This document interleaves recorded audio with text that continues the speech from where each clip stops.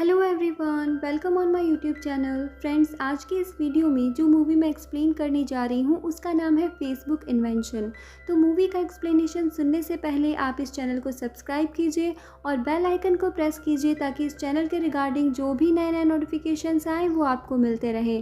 तो फ्रेंड्स, कहानी उस बंदे की है जिसने बहुत छोटी सी उम्र में पूरी दुनिया में अपना नाम बना लिया। और इस बंदे को हम सभी जानते हैं मार्क ज़करबर्ग के नाम से, जो फेसबुक के फाउंडर है और साथ ही साथ इन्होंने अब व्हाट्सएप और इंस्टाग्राम को भी खरीद लिया है। दोस्तों, क्या आपने कभी सोचा है कि आखिर ये फेसबुक बना कैसे और इसको बनाने में कितने रुपए का इन्वेस्टमेंट हुआ? तो इन्हीं सवालों का जवाब हमें आज की इस कहानी में मिल जाएगा। तो फ्रेंड्स, मूवी की शुरुआत में हम एक पब का सीन देखते हैं जहाँ पर मार्क नाम का एक लड़का अपनी गर्लफ्रेंड एरिका के साथ बैठा हुआ है और बातें कर रहा है। ये दोनों काफ़ी टाइम से रिलेशनशिप में है, लेकिन मार्क फिर भी उससे कहता है कि मुझे पता है तुम्हारा इस पब के बाउंसर के साथ अफेयर चल रहा है और तभी उसने हमें यहाँ पे एंट्री दी, वरना यहाँ पे एंट्री बहुत मुश्किल से मिलती है। अब एरिका को ये बात सुनकर बहुत गुस्सा आता है क्योंकि इससे पहले भी मार्क बहुत बार उस पर शक कर चुका है और एरिका उसे हमेशा माफ़ करती आई है, लेकिन इस बार ऐसा नहीं होगा। वो उस पर गुस्सा हो जाती है और कहती है कि तुम्हें क्या लगता है लड़कियां सिर्फ तुमसे ही बातें करें और तुम्हारे इर्द गिर्द ही घूमती रहें? और रही बाउंसर की बात, तो मेरा उसके साथ कोई अफेयर नहीं है, वो बस मेरा अच्छा फ्रेंड है और मैंने आज तक की अपनी लाइफ में तुम्हारे जैसा घटिया इंसान नहीं देखा, इसीलिए अब तुम अपनी घटिया सोच को अपने पास ही रखो। और इतना कहकर एरिका उससे ब्रेकअप करके यहाँ से चली जाती है। अब मार्क को एरिका की इन बातों से बहुत ज़्यादा दुख होता है, इसीलिए वो अपने कॉलेज हॉस्टल आता है।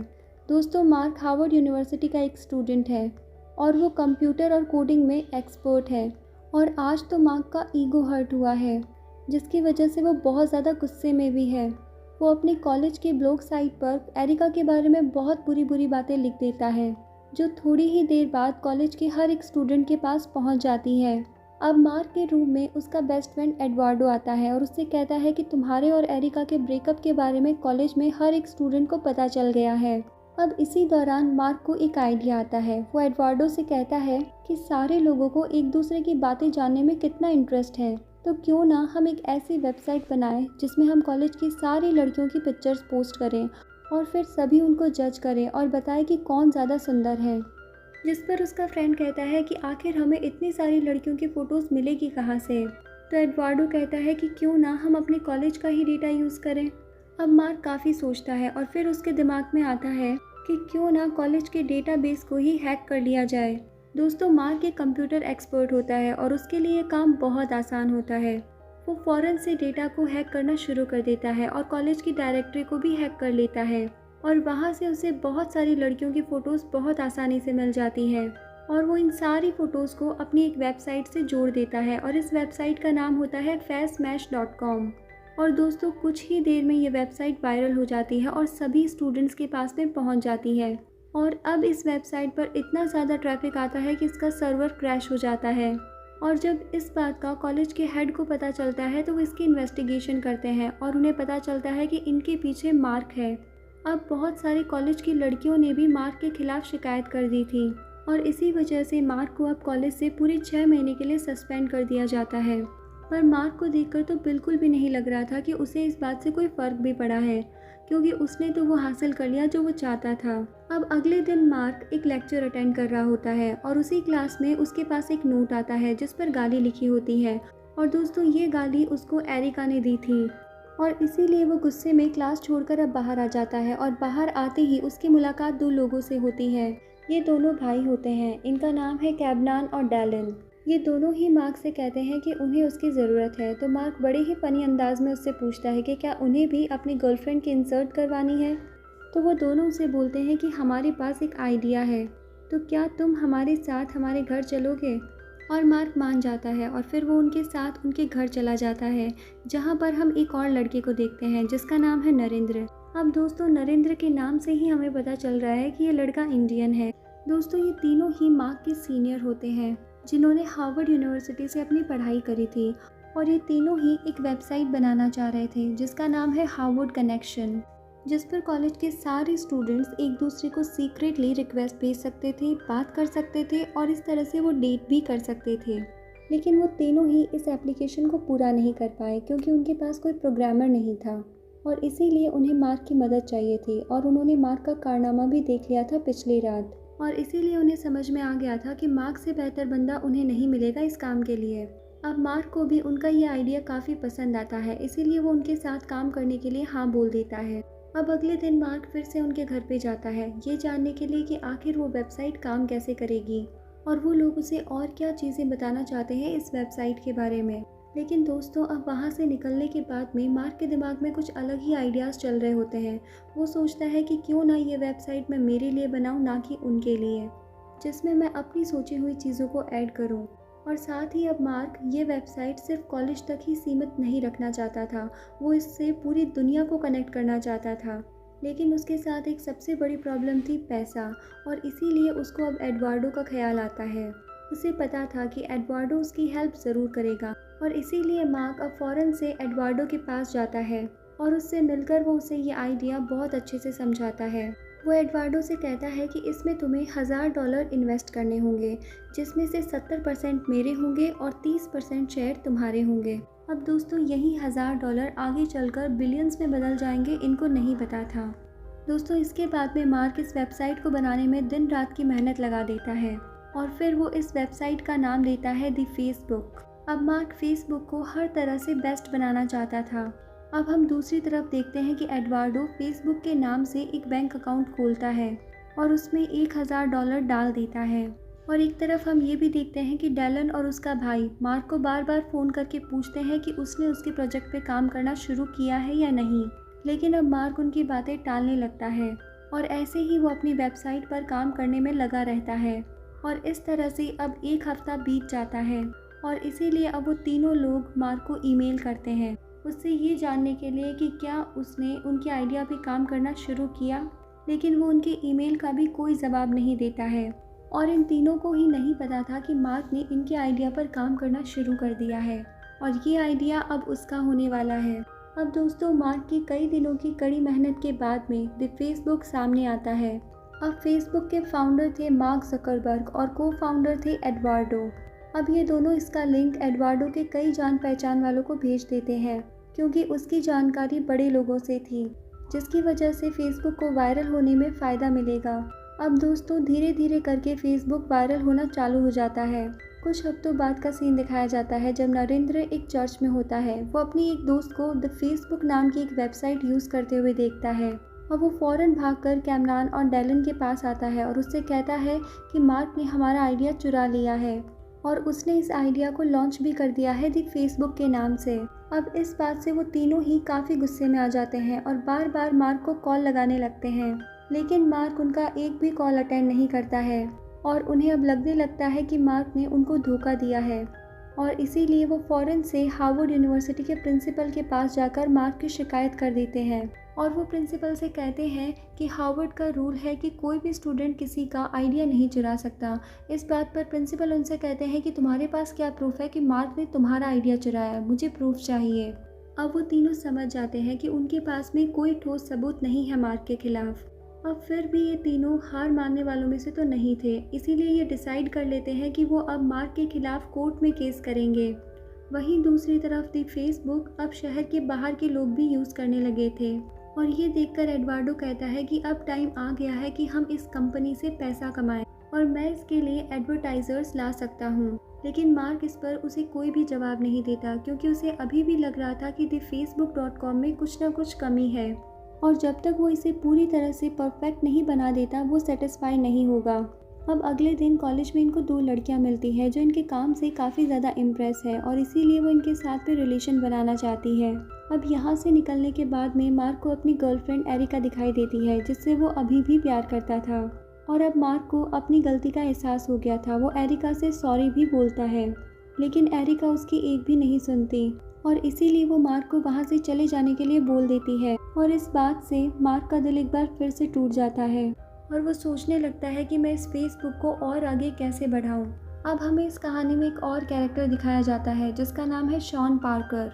दोस्तों, शॉन भी मार्क की ही तरह एक प्रोग्रामर है और बहुत ही कम एज में उसने भी कई कंपनीज बना डाली, लेकिन इस टाइम शॉन पूरी तरह से बैंकरप्ट हो चुका है।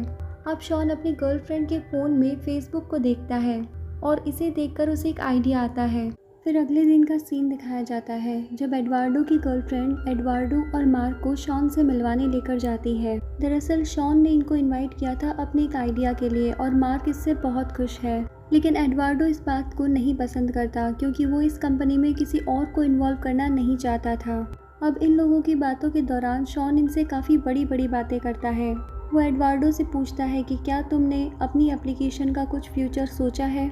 तो एडवार्डो बोलता है कि हाँ, मैं कुछ एड्स और इन्वेस्टर्स ढूंढ रहा हूँ। तो शॉन बोलता है कि तुम सिर्फ हज़ारों की सोच रहे हो और मैं तुम्हारी एप्लीकेशन की वैल्यू अरबों डॉलर में करने की बात कर रहा हूँ। और फिर वो कहता है कि तुम लोगों को अपना ऑफिस कैलिफोर्निया शिफ्ट कर लेना चाहिए क्योंकि वहाँ से तुम्हें काफ़ी अच्छे ऑफर्स मिल सकते हैं। अब शॉन की बातों से मार्क काफ़ी इम्प्रेस हो जाता है। शॉन भी उसे अपने साथ काम करने के लिए कहता है और जाने लगता है, पर जाते जाते वो उससे बोलता है कि दी फेसबुक में से दी हटा दो। अब मार्क को उसकी ये बात बहुत पसंद आ जाती है, जिसके बाद दी फेसबुक हो जाता है सिर्फ फेसबुक। अब कुछ दिनों बाद ही मार्क ये भी फैसला कर लेता है कि वो अपना ऑफिस कैलिफोर्निया शिफ्ट करेगा और एडवार्डो को एज़ यूजुअल उसकी ये बात कुछ पसंद नहीं आती। वो उससे कहता है कि मुझे लगता है तुम्हें शॉन और उसकी बातें कुछ ज़्यादा ही पसंद आ गई है। लेकिन दोस्तों, मार्क ज़िद्दी होता है, वो एडवार्डो की बात को नहीं मानता। इसीलिए अब दोनों डिसाइड करते हैं कि एडवार्डो न्यूयॉर्क में रहकर कंपनी के लिए एड्स और इन्वेस्टर्स ढूंढेगा और मार्क कैलिफोर्निया में रहकर वहाँ का ऑफिस संभालेगा। दोस्तों, अब चालाक शॉन इस बात को जान चुका है कि ये कंपनी थोड़े ही दिनों में अरबों की बनने वाली है और इसीलिए वो मार्क को अब और ज़्यादा बेवकूफ़ बनाना शुरू कर देता है। अब मार्क कंपनी के बैंक अकाउंट से कुछ पैसे निकालकर कैलिफोर्निया में एक ऑफिस ले लेता है और यहाँ पर वो कुछ यंग लोगों को जॉब पर रख लेता है। अब कुछ दिन बीत जाने के बाद इनके काम में और भी ज़्यादा तेज़ी आ जाती है क्योंकि मार्क यहाँ पर एक नई तरह से ही काम कर रहा था। वो सभी लोगों को मस्ती कराता था, यानी कि वो लोग खेल कूद कर भी अपना काम कर सकते थे। अब दोस्तों, एक दिन अचानक से ही मार्क के ऑफिस के गेट की बेल रिंग होती है और जब मार्क गेट खोलता है तो वहाँ उसे शॉन पार्कर दिखाई देता है। इसके बाद मार्क उसे अंदर बुलाता है और शॉन उसके ऑफिस का माहौल देखकर बहुत खुश होता है क्योंकि दोस्तों शॉन भी कुछ ऐसा ही बंदा है, एकदम मस्ती मजाक वाला। अब शॉन मार्क से कहता है कि क्यों ना तुम हमेशा के लिए यहीं शिफ्ट हो जाओ और मार्क को भी ये बात पसंद आती है, इसीलिए वो हमेशा के लिए यहीं शिफ्ट हो जाता है। अब कुछ दिन बाद एडवार्डो न्यूयॉर्क से यहाँ पर आता है और जब वो यहाँ पर शॉन को देखता है तो उसे बहुत गुस्सा आता है। वो अंदर जाता है और उससे पूछता है कि मार्क कहाँ पर है। अब एडवार्डो बहुत गुस्से में मार्क से बात करता है। वो उससे कहता है कि मैं पिछले 1 घंटे से तुम्हारा एयरपोर्ट पे वेट कर रहा हूँ, तुम मुझे लेने आने वाले थे। अब मार्क उससे कहता है कि मुझे माफ़ कर दो, मैं काम में बहुत ज़्यादा बिजी हो गया था। इसके बाद वो मार्क से पूछता है कि शॉन यहाँ पर क्या कर रहा है। तो मार्क बोलता है कि वो हमारा बिजनेस बढ़ाने के लिए हमारी मदद कर रहा है। अब एडवार्डो बोलता है कि शॉन कब से हमारी कंपनी का बिजनेस देखने लग गया, ये काम तो शुरू से ही हमारा है।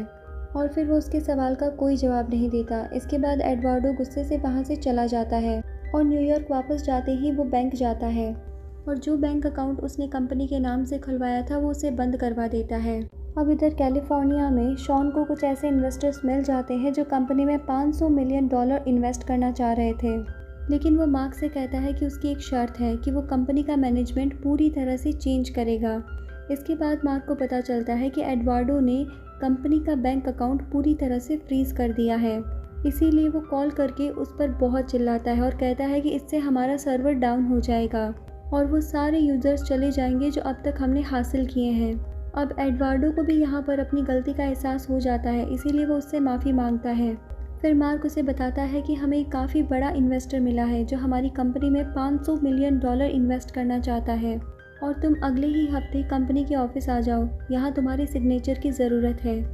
एडवार्डो अगले ही हफ्ते कंपनी के एक नए एड्रेस पर पहुँच जाता है और वो उस ऑफिस को देखकर काफ़ी खुश भी होता है क्योंकि अब फेसबुक एकदम एक कंपनी की तरह लग रही थी। अब वो यहाँ पर बैठकर कंपनी के लॉयर्स से बातें करता है तो वो लॉयर्स उससे कहते हैं कि कंपनी ने तुम्हारा शेयर बढ़ा दिया है जो 30 से अब 34% हो चुका है और वो एडवार्डो से बोलते हैं कि तुम्हें इस पर साइन करने होंगे। तो एडवार्डो बिना पढ़े ही उन पर साइन कर देता है।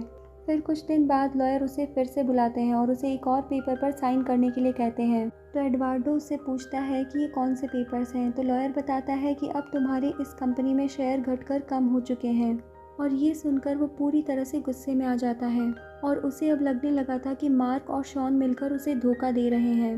तो वो तुरंत ही मार्क के पास जाकर उससे अपनी बातें बोलने लगता है, लेकिन मार्क उसकी बात नहीं सुनता और ये देखकर वो काफ़ी गुस्से में आ जाता है और इसीलिए अब वो मार्क का लैपटॉप उठाकर वहीं पटक देता है और चीखते हुए उस पर बोलता है कि तुमने मेरे साथ धोखा किया है, तुम ऐसा कैसे कर सकते हो, इस कंपनी में मैं भी तुम्हारा पार्टनर हूँ, तुम मेरे शेयर कम कैसे कर सकते हो।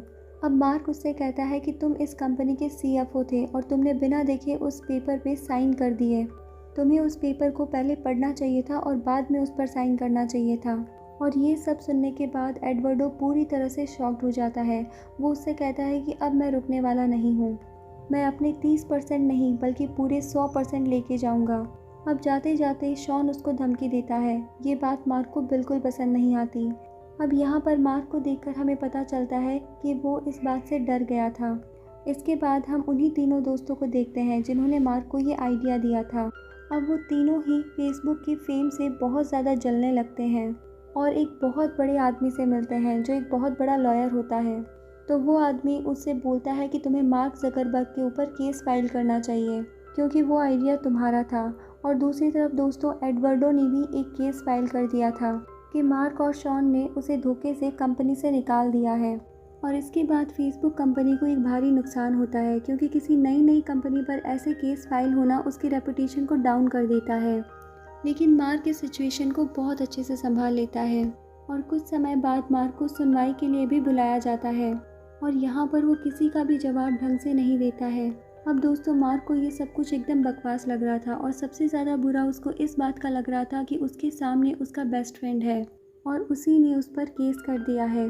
अब दोस्तों ऐसे ही कुछ दिन बीत जाते हैं और ऐसे ही सुनवाई चलती रहती है और ऐसे करते करते फेसबुक के 1 मिलियन यूज़र्स हो जाते हैं और सभी लोग इस पर बहुत खुश होते हैं और इसीलिए वो सभी एक पार्टी करते हैं जिसमें वो ड्रग्स वगैरह भी ले लेते हैं और इस पार्टी में शॉन भी शामिल होता है।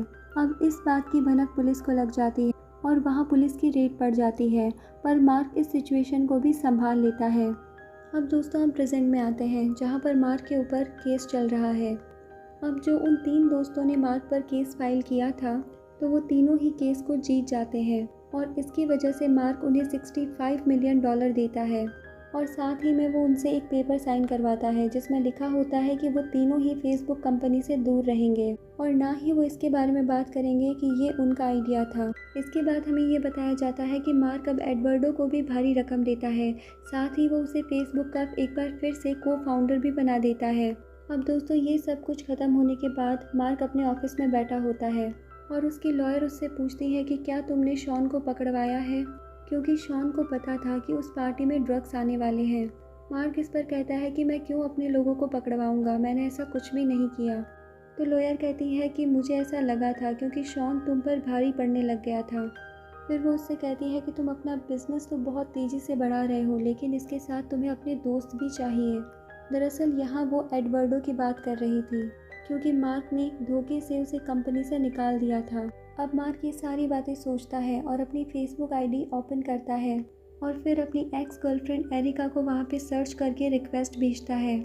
यानी मार्क को अब अपनी गलती का एहसास हो गया था, उसने जो भी किया था वो गलत था और इसके साथ ही ये कहानी यहीं पर एंड हो जाती है। लेकिन दोस्तों इसकी एंडिंग में हमें कुछ बातें बताई जाती है कि टायलर, कैमरॉन और नरेंद्र को लंदन के ओलंपिक्स में गोल्ड मेडल मिलता है। वहीं एडवर्डो भी अपनी एक नई कंपनी शुरू कर देता है और हमें ये भी बताया जाता है कि mark Zuckerberg is the youngest billionaire in this world at that time. तो फ्रेंड्स आपको मूवी का एक्सप्लेनेशन कैसा लगा आप हमें कमेंट सेक्शन में ज़रूर बताएं। साथ ही आप वीडियो को लाइक करें, चैनल को सब्सक्राइब करें और बेल आइकन को प्रेस करें ताकि इस चैनल के रिगार्डिंग सारे नोटिफिकेशंस आपके पास जल्दी से जल्दी आते रहें। तो फ्रेंड्स अब हम मिलते हैं नेक्स्ट वीडियो में नेक्स्ट एक्सप्लेनेशन के साथ। तब तक के लिए bye bye, take care and thank you.